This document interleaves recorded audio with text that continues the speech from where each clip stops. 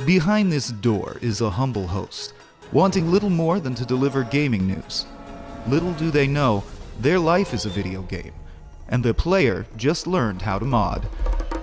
This is the Daily Dix, with your host, Macho Man Randy Savage. This episode is brought to you by The Twilight Zone. Go to cbs.com/dailyfix and start streaming the new season of The Twilight Zone, which started Thursday, June 25th, yesterday. I'm Cindy Goodman. Roll the thing.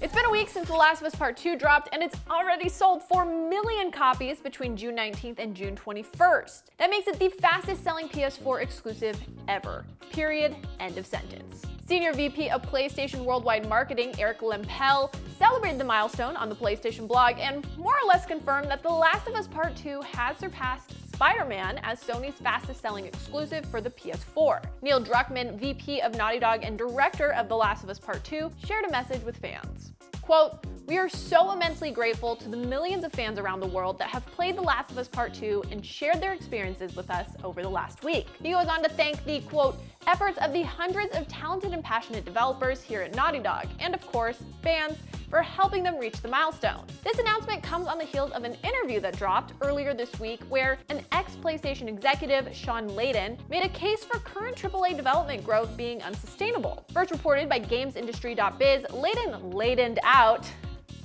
that The Last of Us Part 2 is approximately 10 hours longer than its predecessor and more technologically advanced, meaning it likely cost a lot more to develop. Yet, it still retails for $59.99. He went on to explain that current generation development costs reach somewhere between $80 million and $150 million, not including marketing for AAA games. With each generation, AAA budgets have historically doubled, meaning that PS5 development budgets could hit $300 million.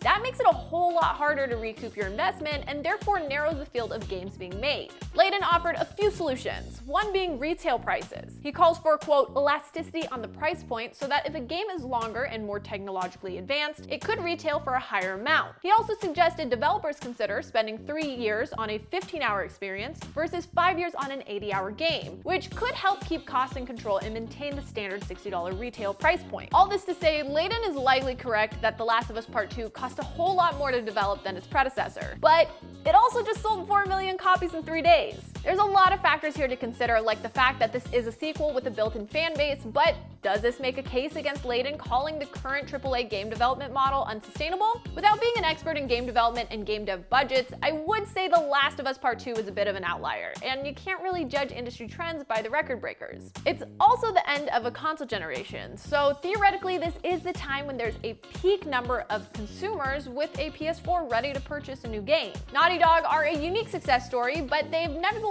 just launched a AAA game that's definitely going to make its budget back. So maybe the AAA engine isn't out of gas yet. What do you think? Do price points or game lengths need to change? Or is the AAA experience still what you're here for? Would you be willing to spend more than $60 on a game? I am genuinely curious to hear your thoughts, so please do let me know in the comments. And now, for something completely different. Netflix has shared an inside peek at the Cuphead show, the animated Netflix series that spawned from, you guessed it, Cuphead. The game based on the show that never existed, but now it does. The BTS look shows off character concept art for Cuphead and his brother Mugman, and introduces us to the show's, quote, ragtag tribe of enthusiastic artists and animators, as well as the primary voice cast. It's really interesting to me that Cuphead is bringing about this resurgence of Fleischer-style cartoons. Think Betty Boop and Popeye the Sailor. It reminds me of that old saying, what is old is new again under the sun. Is that a saying? May what is dead never die. Am I just quoting Game of Thrones?